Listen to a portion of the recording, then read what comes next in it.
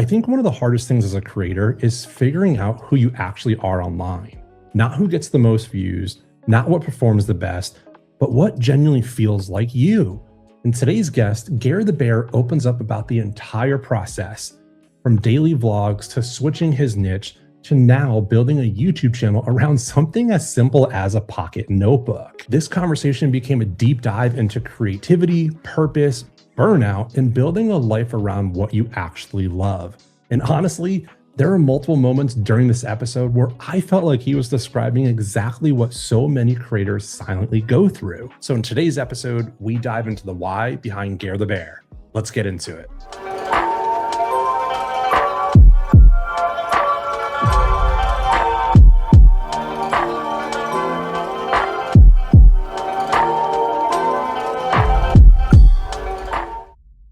Let's start off and go all the way back where I think our paths first crossed. I want to say it was like maybe 5 years ago. I had like a really small YouTube channel where I was making art videos at the time. And Yeah. somehow like you and I stumbled upon each other. Do you remember like all of that? I don't so I remember distinctly, like, the type of art you were making was you had to like, the bucket or something, and it was, like, on a rope, and it was, like, flying around, and it was doing these big canvases of, like, splatter stuff. Yeah. I think we probably crossed paths in the vlogging space, Oh, but I don't remember because like, I was at that time, I was in the like, knee deep in the vlogging stuff, yeah. and somehow I think we were, like, maybe in, like, a YouTube community of some kind. Did you take That was any like a classes? Did you take like a Casey Neistat class? No, I didn't, but you know what? That whenever his class came out, there was a couple people, you might have been one of them, that was like, I made the did you make a video about the Casey Yes. Neistat course? Yes. That's how I found it, because I watched several of those. I was like, "Should I get it?" I ended up not getting it, but Yeah. I found several different vloggers that I thought were really cool, and I watched their videos from looking up that course. So that was probably where it was, but I don't remember. It's been so long. It's been like 3 or 4 years ago. It's Yeah, crazy. that is literally insane that like from you probably commented on my video and then I went to Probably. your stuff and then Probably. I think it's about 6 years ago that happened. And Oh, now to man. have Something you like that. on the podcast. And I think at the time you and I know I had like less than 100 subscribers, and I think you had, I don't know, 1,000, 2,000 probably. Oh, man. See, so I started my channel August of 2019. So it's been almost 7 years since I've had my channel. And I didn't hit 1,000 until March of 22. Wow. Okay. So it would have been, I thought it was 2023 when our paths crossed initially. 22, 23, like in that year and a half span. Yeah, I think you're right. But I had hit 1,000 subscribers after making videos for 2+ years already, Yeah. more than that. And I was it was weird hitting 1,000, but like pulling 50 views per video is how that works. But yeah, it was around that era whenever our paths crossed initially. Yeah, that's wild because then I stopped vlogging for a while. Like, life happened, got like a big Sure. role and whatnot. And then, I'm almost at 80 episodes doing this podcast, and I'm starting to switch my niche out of what I've done for the first 80 to Yeah. creators like you. And literally a random video popped up on my home page on YouTube. So kudos to you. And I was like, Hey. I recognize this name. And I clicked it. I'm like, no way. It's the freaking same guy from years ago. And then Let's here we are go. 2 weeks later, like we connected. It's just it's wild It's awesome. path. I was just thinking, I remember one of the last things I remember seeing from your old channel. Is it the same actual channel that you use? You just rebranded it? Yeah, I rebranded it and like all that Okay. stuff is on private. I may unlock it one day. Yeah. Because I remember the children's book came out, and that Yeah. was the first children's book. That was the last thing I saw. One of the last things I saw. Yeah. Yeah. Crazy. Yeah. So talk to me about like, obviously you were doing a lot of vlogging back then, and like a lot of, vloggers, like you were super excited and using a ton of emotion and whatnot. I think that was the style back then. And now you transition more towards you're doing, a lot of journaling and doing a lot more just completely different styles. Like talk me Yeah. through that whole entire process, that transition. Well, I could tell you just about the day it happened. It was March of 2020. 3, I believe. So I had watched a video a while ago, by what's his name? Austin Schrock. He made a video, 4 million views, whatever, about using a pocket notebook instead of his phone, trying to replace his phone. As it's called, like, this pocket notebook replaced my phone or whatever. Went stupid viral back in the day. And it had not occurred to me to make a video about that so much as to actually adopt that practice myself. And so I was doing, at that point, 4 vlogs a week. I was making a video Thursday, Friday, Saturday, Sunday, daily vlog style, but 4 days a week. And that Thursday, I was like, okay, this morning I woke up at 9 a.m. I didn't get out of bed until 11 a.m. because I was on my phone, mindlessly scrolling. And I'm like, you know what? This is the time to make a change. And so I went to my parents' shop, and they have these little pocket notebooks. They're on the shelf back there, my first couple that they were selling just out of happenstance. And I took one and I started writing in it, and that's it. It's history from there. But the beginning was more so, obviously I made a video about it because I was vlogging every day, but the beginning was, I need to make a change in my life to try and gain some of my brain back into my own control. And so, yeah, I started using pocket notebooks basically every day since then. I had it in my pocket all the time. I developed the habit. There was even one day I left home without it and, like, literally turned around, made myself late for work to pick it up from home, and then went back because I was like, I'm not leaving the house without it. It's going to be on me. And it's been in my pocket every day since then for like over 3 years now. So That's that's wild. where it really changed. Like, that video was the start of it. Yeah. But I didn't make a pocket notebook video after that for basically another year, I think. It was like, yeah, it was January of 24. So it's almost a year after I started using a pocket notebook that I made my first pocket notebook video that was related to that subject, and I carried on from there. What was what pulled you to, obviously you're using it daily. What pulled you to actually want to make a video about that? Because I think for a lot of creators, obviously if you're a daily vlogger, you're showing a lot about your life, but journaling to some people is super private and people don't talk about it. It's what made you actually do that? So the initial video, I made a video called You Need a Pocket Notebook, and here's why. Of course, it was telling people, this is what I've experienced over the last 8, 9, 10 months. This is what I've experienced. This is what I do. This is why I think you would benefit and why you should have one as well. And the sort of why I decided to make that more public and more talking about it is because really it was just something that I found was helpful, and it gave me a ton of value. And so I was like, you know what? This could be a good video. Let's make it. Because at that point, so between the first pocket notebook video, which was when I very first started using them, and then that first big one that got a ton of views, like 30K or something in the first however much. That one, between that, I really got into the habit of it. I just found that to be an extremely valuable thing to me. And it was just whatever I was doing. I had over that year in between those two videos, I had started really diving into more deepening my storytelling and improving the quality of my videos. I made 1 a week instead of 4. And I was really working on nailing down these stories and learning and writing more too. I was writing more for my videos. So not only was it sort of personal journaling, but it was honestly more so writing for the videos and making the videos that much better, because the pre-production anymore is like most of the battle. The pre-production is making the video, and then shooting it, and editing it is just polishing it, right? Because most of it's written. So yeah, it was a lot of just being transparent about that and saying, this is why it's good for me. I think it can be really beneficial for you as well, Wow. no matter who you is. What was the response like? Because I think a lot of times we'll create a video, right? And right away you'll know, oh man, no one's resonating with this because no one's commenting on it. And then once That's a big one. Just flooding with comments. Talking about what that experience was for you. It was interesting. So at first, I was like, one of the big things about that video, that first video that really popped in that notebook space, first of all, the thumbnail I thought was really good. And so I had a feeling that it would do, it would be a top 4 out of 10, nothing crazy. But it really started to, whenever it was kind of behind. It was like, I don't remember 4 or whatever. And then eventually it came up to 1 of 10. And then it was 1 of 10. And then it hit 1,000 views in the first 3 days or whatever, which at the time was like absurd for me, for the channel. It was absurd. 1,000 views at all was unheard of.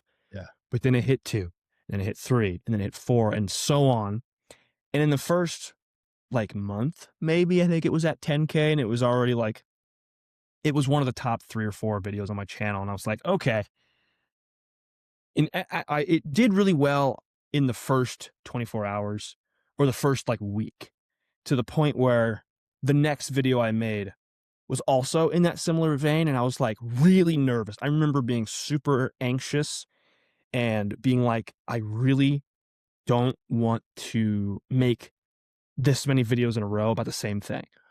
But going before that time, I was making a different video every single day, which I think is why my channel had trouble growing, because it was literally something different every day. Some different subject matter, different titles, different thumbnails every day.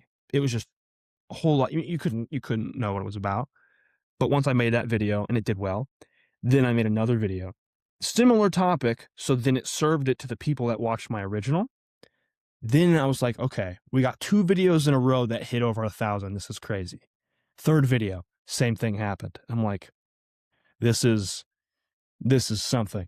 And so I just kind of talked more about, because all this time, the Pocket Notebook system that I've sort of developed, that all happened before I started making videos about it. The whole labeling the spine and all of the writing and the dating and all this stuff. Yeah. Obviously it's evolved over time, but before the first video related to that even came out, I had sort of, I'm writing in my notebooks about videos and this and that. And it was a really great outlet for my ideas. And so having that to draw from naturally was, I had a system in place. Making videos about that was easy. And then because that's something I'm passionate about, that showed through. And then people were really, really into it. And they just continued, every week coming back. It was really, really crazy. Wow. It's unreal like the power. I mean, at that point, you're kind of like a low key influencer, right? Because people are now coming to you, like, what are you doing? And then they're taking your habits to go better themselves and better their lives. That's one of the things that I've always found the word influencer to be a little bit cringe. But then I realized why people are called that. Because, like, I'm like sitting here, okay, I think this is a great notebook, and here's why. And then people are commenting, I just bought 3 of them because you said they're great. And I just subscribed to your channel and I just watched all your videos because you've told me something that I didn't realize I needed until just now. And influencing is exactly what we're doing. But it doesn't feel like that until it's actually translating to action. Where like I'm talking about an idea, then somebody takes that idea and does something with it. That's when it feels like you've actually influenced somebody. Like that's whenever I first realized, like, whoa, I guess I am an influencer. I guess that is why they are called that. It's because people are influenced by you, because you have something to say that they care about and they want to act on. Yeah. I mean, that's, what you're describing is where YouTubers are now making a full time career out of this. It's people are watching you and whether we like it or not, they feel like they have some type of connection with you where they trust you, right? You're now the person that they trust for ABC category. And so if you recommend something because they feel that connection with you personally, they're going to take your recommendation and buy it. Right. It's so funny because, I am not, there's lots of people, especially in this space, but really in any space.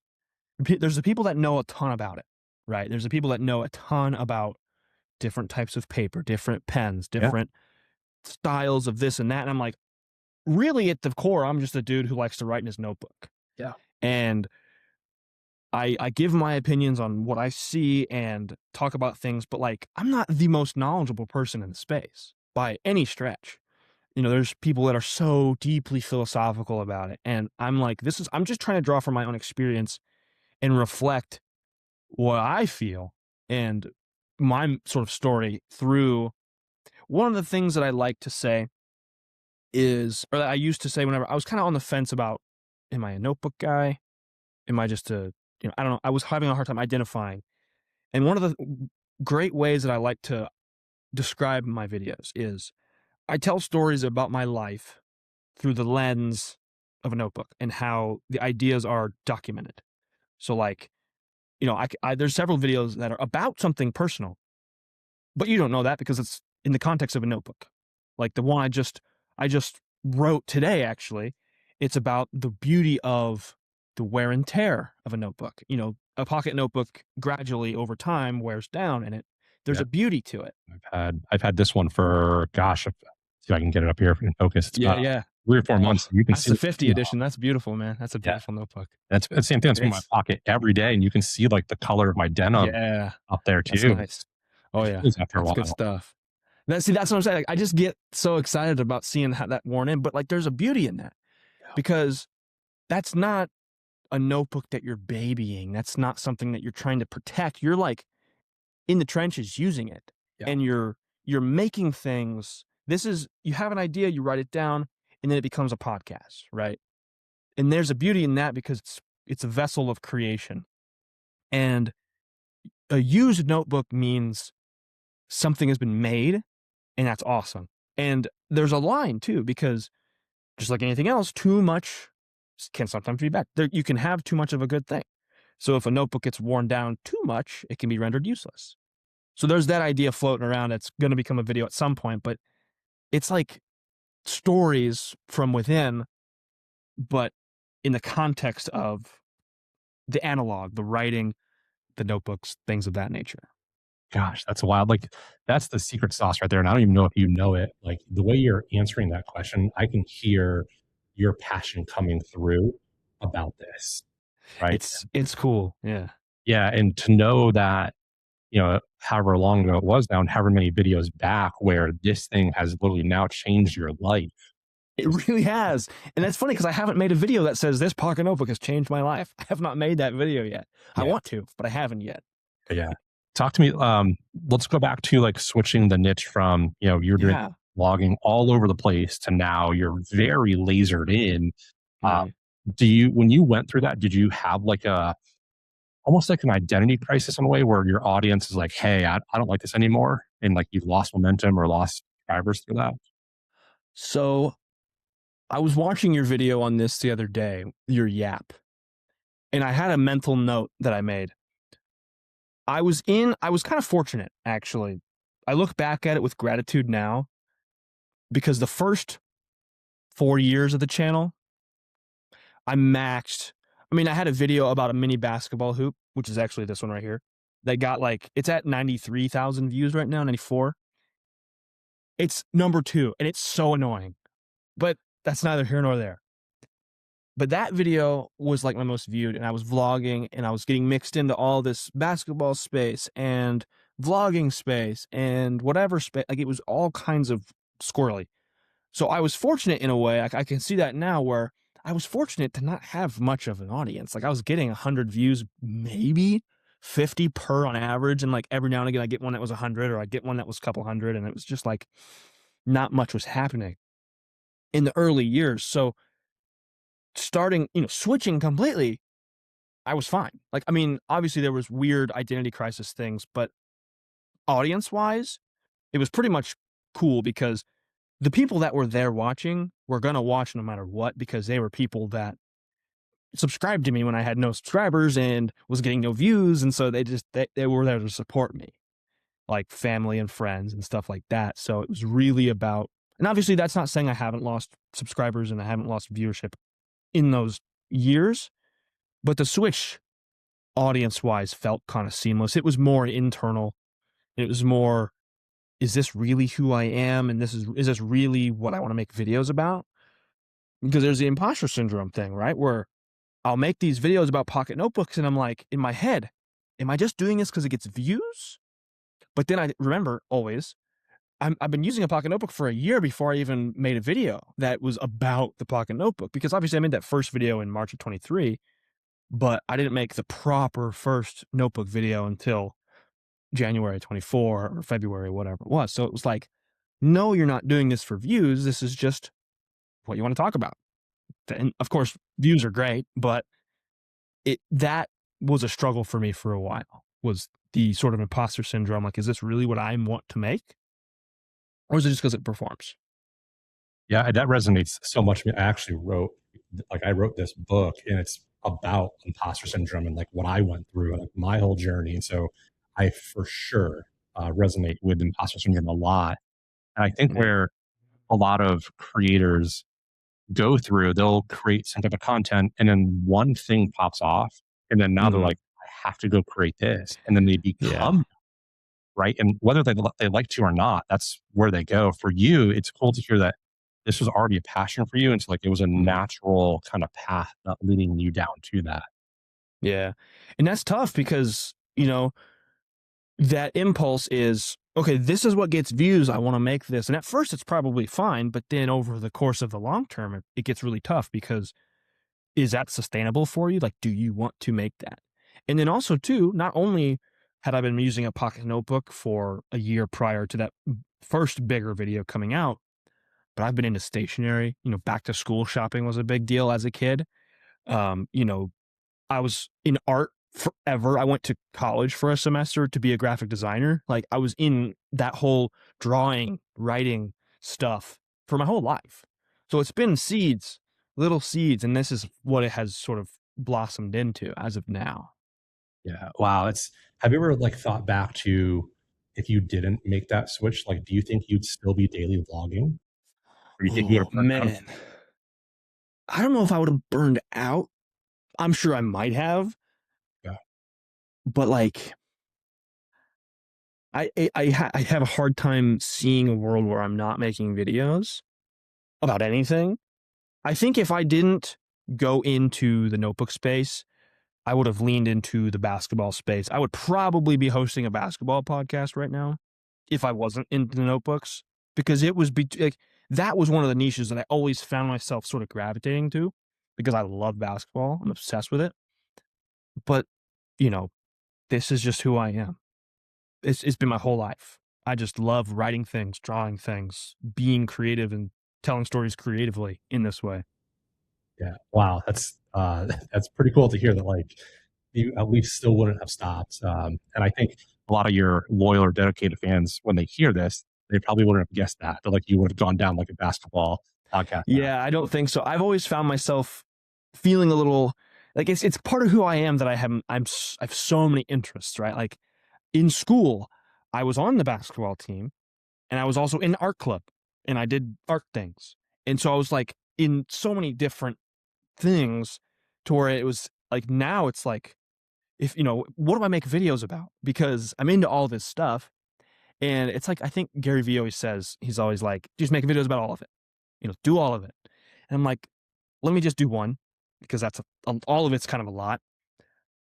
Maybe when I'm full time, maybe I'll start a basketball podcast. It's always on the back burner, but Yeah. Yeah. yeah, Same thing for him. It's always like one day I'll, be a part owner for the Jets or whatever. It's yeah, always in the yeah. And one day I'll own the Jets. That's what it is.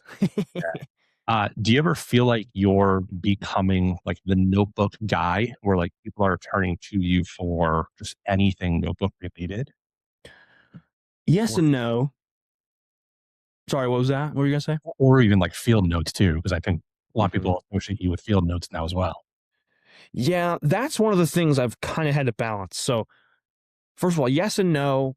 Yes, because there's a lot of people that come to me for notebook related things, but also no, because I have almost 17,000 subscribers as of shooting this. And the most subscribed notebook related channel is like, I don't know, 500,000 maybe.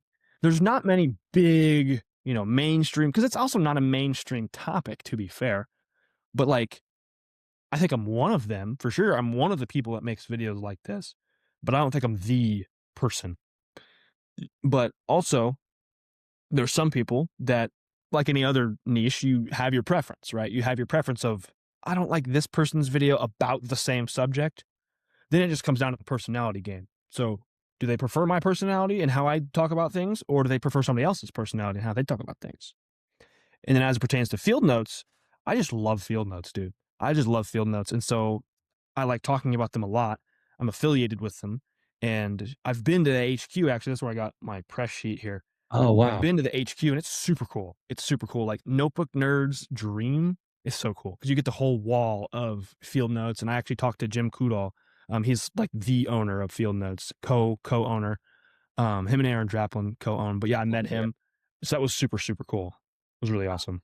Wow. So that's something I've had to balance though, because I really, really like field notes, but I don't also want to corner myself in the field notes thing. So I want to talk about field notes, but I also want to talk about concepts and pocket notebooks and analog and journaling all as a whole, right? It's as a concept, as a broader idea. Field notes just happens to be my favorite. One of my favorites. Yeah, it's interesting because like you're almost in this cult following of a niche, right? Which is Yeah. pocket notebooks, field notes, but then you can almost like morph a little bit into like, self help and a lot of Yeah. EDC stuff or like everyday Mhm. carry. Like you're in a really cool spot where you can kind of take your content and mold it a lot of different ways. Yeah. It's really exciting because there's a lot of these ideas that can, like you said, that can be molded. So my pocket notebook is not only my EDC, my everyday carry notebook, but it's also like if I'm feeling particularly stressed or if I'm feeling particularly anxious one day, I can journal. I can do it all in here. And it really helps to have that broad, like this is literally, I could do anything with this. Obviously I can't scroll on YouTube Studio 8 hours a day, but I can write my next video or I can journal and like I'll have a day at work where I'm like really frustrated about something and I'll write it out, dedicate a page to it. And then by the time I've written that out, I feel better. So it's Hmm. an extremely valuable tool in so many different ways. So many different ways. Talk to me about, I think for a lot of people, especially nowadays, it's so easy to grab your phone without even Mm, thinking about it, open yeah. Instagram, TikTok, whatever it is, and just start to scroll. And then at Yeah. some point you like, wow, I just wasted 10 or 15 minutes. I don't even know what I watched. Like, how do you I don't actually, even know what I did. yeah. It's like, how do you actually catch your mind from doing that and like picking something like up and actually spending energy to write? Because for a lot of people, that sounds really hard. It's interesting because it is. It is hard because it's so much easier to just pick up your phone and scroll. But one of the things that I've talked about, and I actually, another video idea that I've yet to make, is there's a habit that needs to be created. When I first started using a pocket notebook 3 years ago, I knew what I wanted. I developed the habit. And once the habit's developed, it is just an everyday occurrence. It just happens. So what I do intentionally is I'll carry my pocket notebook in the same pocket as my phone. I usually carry them both in my front left pocket just because I'm left-handed most of the time. So like reaching down into my left hand, boom, notebook, there you go. But making it that easy to get my notebook, that's why I always preach, carry it on you, carry it on you, carry it on you, because it's easy. Make it as easy as possible to use it, then building that habit becomes easier. And then you're then faced with, you reach into your pocket, you feel your phone and your notebook. Then that signals your brain like, oh, there's a notebook there and my phone's there. And you think about it, and eventually, like, you build up those connections, and then eventually it's like, okay, I should use my notebook. I should write in my notebook instead of scrolling. And then, of course, we end up feeling better because you didn't just waste 15 minutes and not even realize what you watched. Yeah. That's great advice. And I think a similar question in one of your recent videos, maybe it was the last one or the one before that, you were talking about you turn to YouTube often to come up for new ideas and like how that can quickly become a distraction. And I've noticed that for myself too, is like I'll look, whether it's YouTube or Instagram, like, oh, I'm looking for inspiration. But there's a fine line where if I go too far, it's like, well, now I don't feel inspired because like their work's way better than mine. It's like talking about that fine line and with how you turn to YouTube for inspiration. That line is tricky because, like you said, you had briefly touched it. It's the comparison is kind of a demon.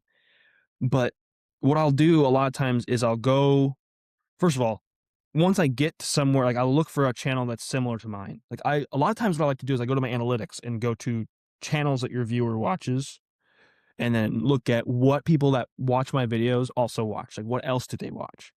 So I'll go there, skim through. Obviously, not like steal ideas per se, but like, okay, I look at that video and I'm like, okay, what is that about? And I'll think about that. And I'm like, what can I do that's similar, but also from my perspective? Because a lot of these videos are the same, right? They're all saying the same thing a lot of times, but in a different way, from different people, from different perspectives. So can I look at a video, for example, the example I use in the video, can I look at a video from Park Notes and can I see what he did and what he's talking about and say, that makes me think about a thing that inspires me to talk about this particular subject. It could be completely unrelated, but if I'm watching something similar to what I want to make, it gets me thinking in that mindset and that creative space. Like I'm watching something about, for example, a catch-all notebook.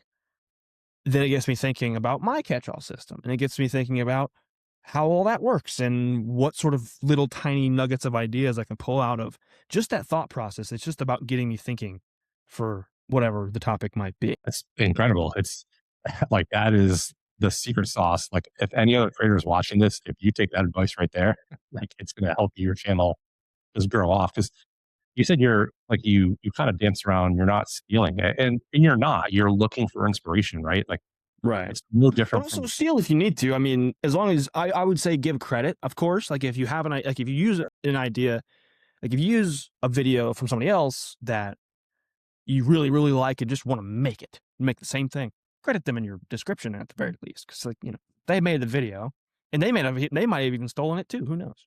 for sure. But it's no different from camera videos, right? Like, I consume a lot of camera content. Obviously, I'm a photographer.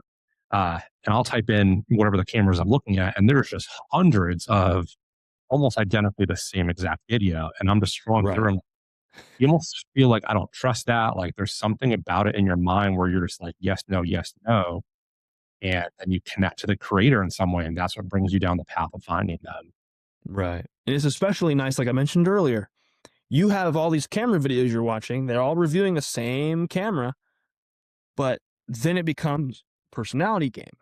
Which person do you resonate with the most? Which person do you find delivers that information the best to you? Because it's different to everybody. Beauty's in the eye of the beholder. Art is a subjective thing. So you can determine which is your preference based on how you receive it. And that's with any of it, any niche, any video of any kind. Yeah, exactly. Let's switch a little bit and talk about more like the business side of YouTube and what you're doing. It was so cool. I happened to open up YouTube. I think it was yesterday. Maybe it was yesterday. I was like, oh wow, Gare the Bear, he's live. So I clicked on it, and you were literally making journals, and like the audience was engaging with you, asking a ton of questions, and so you have a whole business built around this now. Yeah, there it is. Got my homemade pocket notebooks here. So that's so much fun. I don't remember why or how it started, but like I wanted to make some notebooks one day and I was like, screw it, I'll live stream it. And so I set my cameras up. There was some process building up to it, but I had like a multi-cam setup where I could have a little keybind on my keyboard and would switch cameras and make notebooks. And it was just so much fun to do that. And then after that first stream, because that was the first live stream I've done for a year, 2 years. And it went really, really well. People really enjoyed it. So I also enjoyed it. And it was so much fun. The thing about streaming when you're smaller, it's hard, is like the chat is where a lot of that energy comes from. And so I could talk for 4 hours straight if there's chat constantly. And if there's not, I'm like, getting a little sleepy, whatever. But it was really, really fun. And it gives me lots of momentum to keep making these in the lab because people buy them and people really enjoy seeing them made. Super cool. Super cool.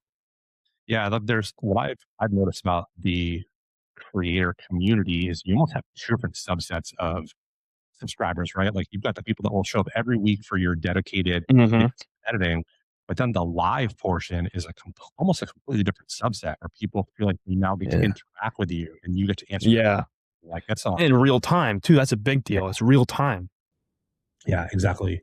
Talk to me about what the plan for YouTube is, because in the past few years, your channel's really popped off. I looked up before this, there's a few football stadiums, some smaller colleges that are 15 or 16,000 people.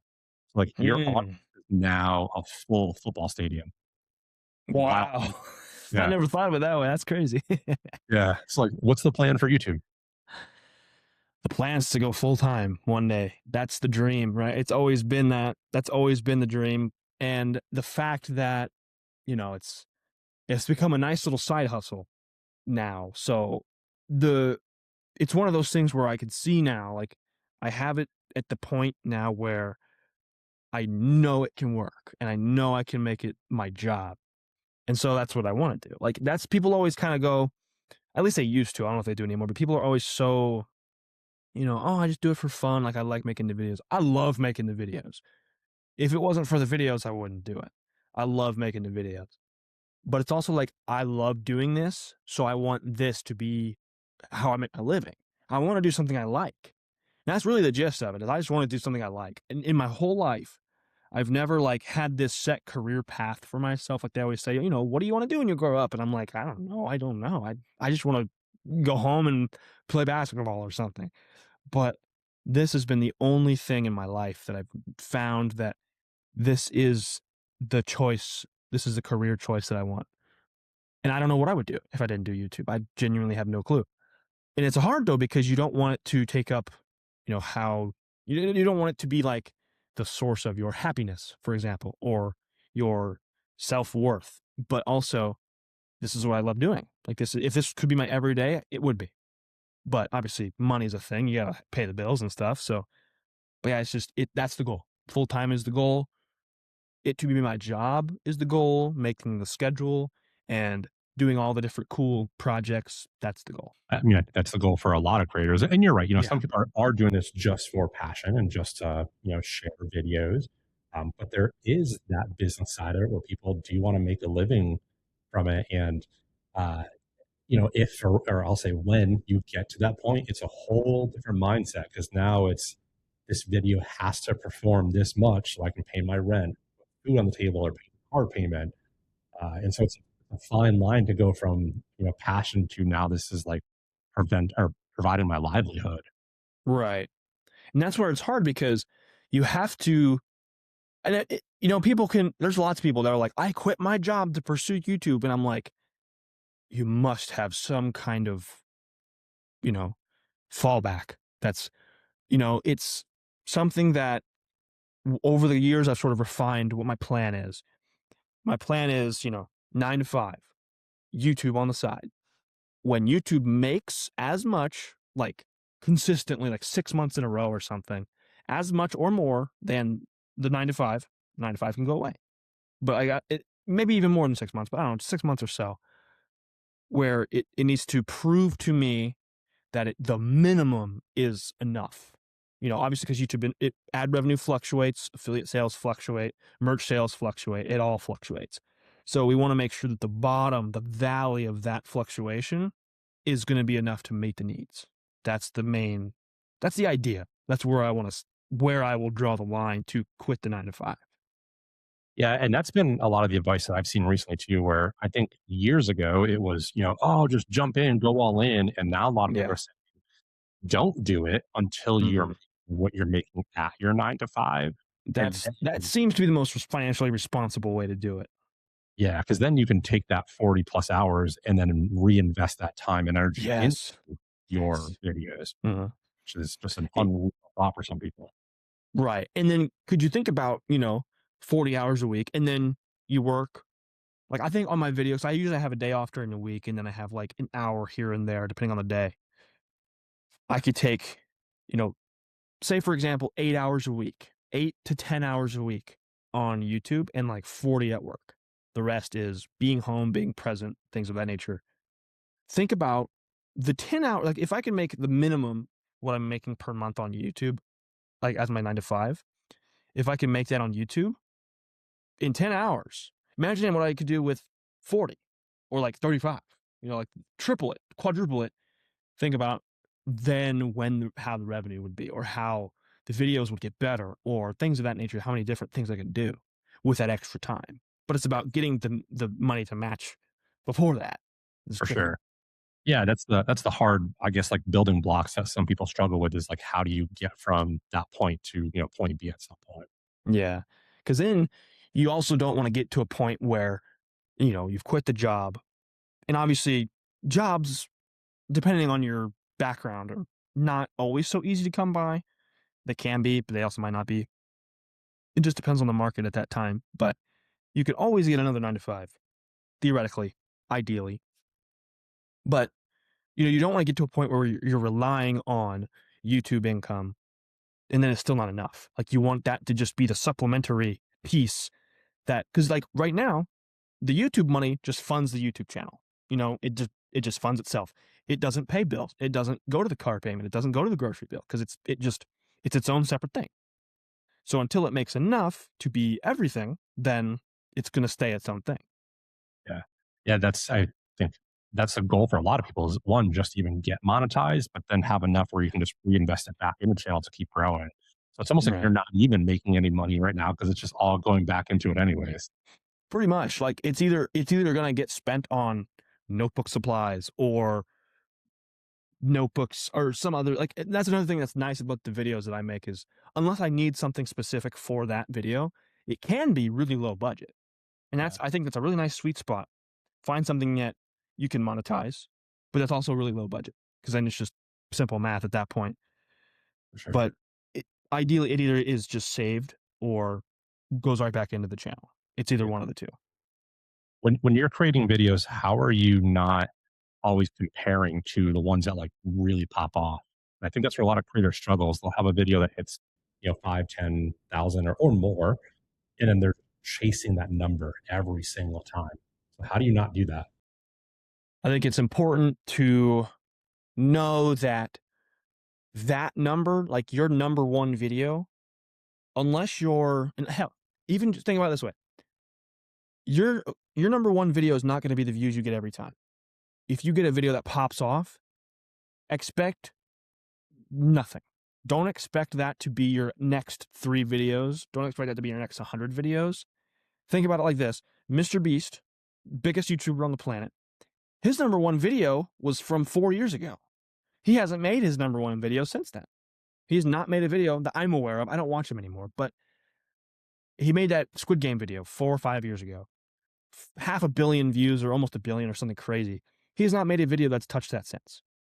They've all been, hundreds of millions and crazy numbers, but they've not been that way. So you can't expect that just to be, you want to set your baseline. Like, I've gotten to the point now where like every video ideally gets about 2,000. If it gets more than that, great. It gets like between 2 and 5, depending on the day and depending on the subject matter. But like, you've got your range. I think the range is more what you want to shoot for. Because setting a bar, like I want 10,000 views every time, or I want XYZ every time, that's not always realistic because just sometimes people don't click on it right away. Everyone has their own stuff. You could scroll past the video 3 times, then the 4th time you'll click on it. But I think instead of chasing that number, first of all, stay true, make what you make, don't chase the numbers. But also, if you're going to achieve or strive for certain viewership numbers, I would say it's more realistic to shoot for a window. Like, I usually say, for example, if you usually get 5 to 10K per video, if you get 7, that's a good video. If you get 5, that's a good video. If you get 10, that's a good video. So then you're not, you don't want to, if you shoot for this one little thing, and in that context, it could be disappointing, and then that could just affect the videos in the future. Like, next video mentality in that way. What's the next one going to be? Like, if I get a 10 of 10, I'm like, that sucks. Okay, how can I not get another 10 of 10 next time? Instead of trying to be like, I want a 1 of 10 every single time, just try and improve on the last thing every single time. Because then it just exponentially gets better. For sure. That's great advice.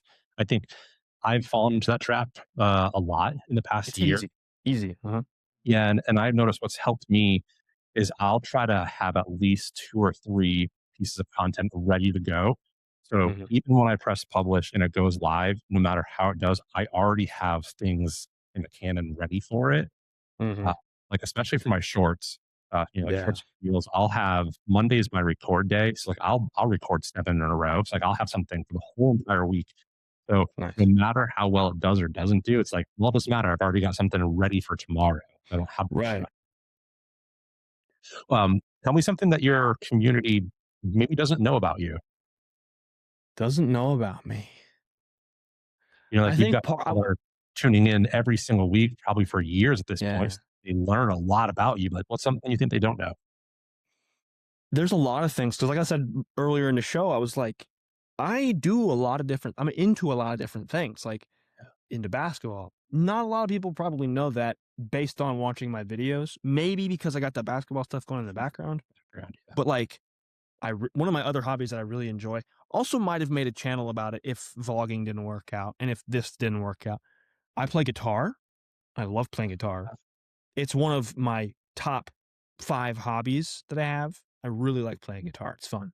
Wow. And that's also important to have, but that's another side tangent is hobbies that are just fun. But I play guitar. That's one of the things people don't know about me probably. Uh, there's a lot of things. It's just that's the first that comes to my mind for Yeah. sure. I love that. That's a great one. Yeah, I think a lot of people who like have been dedicated fans of you are gonna appreciate that. Yeah. This is a question I love to ask a lot of creators, whether I'm talking on camera or not with them. But I think I see you've got a wedding ring, right? So you've got I your do. spouse. What does your spouse or partner think about like YouTube? I think some people they're like, I don't want to be around the camera. Or like, yeah, that's his own thing. But Mhm. to go out, out of your studio, go out to her, and now, hey, you just made a video that 5,000 people are going to see. Like, that's a lot of people. Yeah. It's like, what does that look So for her? that I know she's been with me. So I started the channel in 2019 and we started dating in 2020. So I had been making videos. So whenever she and I met, I had like, I think 250 subscribers. So she's been with me through literally the entire way, essentially, of growth. And so she's been a massive supporter. She's been like one of the few people in my corner every step of the whole way. And, a lot of the ideas and a lot of the things that, I talk about like internal is there's several videos that have her in it that, or at least mention her as far as like she's kind of my rock and she's the one that I come back to when I'm stressed about something. I made a video a couple years ago about moving, and in that video I was trying to get my life situated because I had moved a very long way, and she was there and she was supportive, and that's been true the whole way. She's always from 200 subscribers to 17,000 to making money and having a good side hustle, like the whole bit. She was supportive and was just always right there in my corner to catch me when I fell or to cheer me on whenever I had a video go 1 of 10. Like all of the spectrum, she's been there. It's been really, she's been super supportive, super Yeah. supportive. Oh, I love that. It's so good to hear like the creator community or support system that we have, like with our families, is so Yeah. important. Oh Because it yeah. is a really lonely job. Like you're doing all this alone most of the time. Yeah. Uh, And it's kind of like we shoot ourselves in the foot because it's lonely because we do it on our own, but also we don't want anybody else to do it because we have our own way about it. At yeah, least I do. I'm like, I don't people are like, "Oh, you should hire an editor." I'm like, "First of all, I don't have the money for that. And second of all, no, I don't want it. It's mine. I want to make it the way I want to make it. And I don't want anybody else to touch it. I want you to watch it and I want you to enjoy it, but I want to make it. I want to make it because that's where the fun is. Like if I delegate that, I don't get to have that fun. I don't get to have the fun of like piecing the edit together or lining up the shot just right. Like I want to do that. That's the fun part. yeah, and you kind of lose that like personal touch to a lot of it, where some people can pick up on if you're having another editor edit your stuff. Mhm. Uh, Right. And they can watch your videos and get sort of your style, but there's still like from an artist perspective, your hand is in it the whole way. And that's something I really appreciate about the process is that from the beginning to the end, I have sculpted it into what it was and now what it is now. yeah, yeah. How do you turn it off? Right, like obviously a lot of creators like it's so hard to not think about content or creating all the time, especially with YouTube Studio. Like you and I mentioned, we both had YouTube Dude. Studio. Like, how do you turn it off? Well, a couple of things. I have several things in place. One is this studio has a door. I don't ever come in here usually if I'm not making videos. Like obviously, you know, my computer's here, so if I had to like pay the car payment or something, I'll just do it on there or whatever. But mostly 98%, the YouTube studio is shut off from the rest of the house. So whenever I leave this space, and obviously I'm human, if I've got a video in my mind that like didn't do well or that is doing well, obviously there's that sits around. But for the most part, once I leave this space, I'm no longer Gare the Bear, and then I go and I be Garrett. I be husband. I be son. I be all that, brother, all that. So it's having those boundaries with yourself, because I'm obsessed with this. I want to do this every day.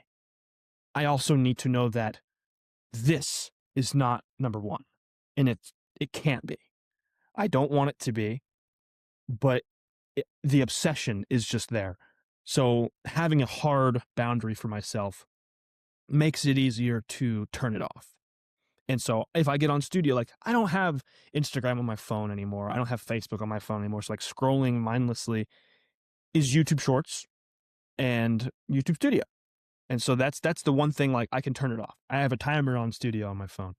So there's things that I've set up in place to where I can try my best to this is like 1% of who I am, and then the rest of my life is me.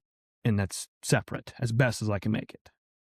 Yeah, I love that. That's such a healthy practice to not have those things on your phone. Like, or I've tried that for a It's few hard, weeks. dude. It's hard. It's It is. And like, I've even noticed where the first few days where I don't have it on, I don't even think about it. Like, I unlock my phone and my finger literally goes right to where it was. I was like, oh my God, that's like, I can't even stop it. So it's so yeah, good. it's like that's when it's not so much. I like being on Instagram. That's a habit. It's a That's like your crutch. thumb is programmed to just muscle memory. Wake up, boom. Yes. Instead of, I wonder what so and so Johnny's doing today. Let me look on his Facebook feed and see what he's up to. You know, it's not that way anymore. Yeah. It's not social media anymore. Yeah. For sure. It is an addiction. Um, Mhm. I've got a few more questions for you. One, Yeah. I would love to know, you are doing the complete opposite right now of kind of where the world is going with AI. And, Mm. we chatted a little bit about this beforehand, where like I can go to, one of the AI tools and I can get Yeah. 20 video ideas in literally 10 seconds, Hmm. where that's complete opposite of what you're doing. So like, talk to me about that battle for you where you're doing completely analog versus something that is going completely automated. Sure. So I don't want to say it's completely analog, because a lot of my process on the back end is, obviously I edit on the computer. I haven't tried much AI video editing, and I would like to avoid it just because it's not that good in my opinion. And that's also not my style. But on YouTube, there's this feature called inspiration, where it's like they can make video idea recommendations based on what you've posted in the past. I love that feature because, like I said earlier about watching YouTube videos, I'm not using the idea exactly. Sometimes I might, but I'm not using the idea exactly. It's just, it's going to tell me something like, here's an idea for a video. And I'll be like, that sucks, but I made me think of this and I want to make this. So thank you. So like, it kind of helps still. Still a tool. So I definitely have AI in the workflow to some capacity. And of course, writing the video, I never type it. It's always written in a notebook, mostly a field notes or a Gare the Bear pocket notebook or something of the sort. All my videos are handwritten. If I write a video, it's handwritten, period. Sometimes I'll just do it off the cuff, but most of the time it's handwritten. That's why I have all the notebooks, all the pens, because that's where the videos live. Like there's a lot of, like in this shelf back here, if you look, there's all the filled notebooks. There's probably 100 videos in these pages that are handwritten with a pen, that are scripted. Like you could go back and watch the video, and if you could flip through the notebook, you could see, oh, there's a script for this video, or there's the outline for this video. Like, so most of the workflow, it's kind of a hybrid. Most of it's handwritten, but there's also some automation, and some, not so much automation, but like technical electronic AI mix in there. I feel like it's a nice mix of both in the back end, but the core is the video's written here, everything else follows. Yeah, I love that. I think it'd be so cool one day for you to, do a video going back to your first ones to see like if your process is Mhm. all for creating videos. Yeah, Yeah. that's crazy. That would Um, be really cool. Talk to me about your community, because I think I saw you've got a community behind a paywall, like with Patreon and Discord too.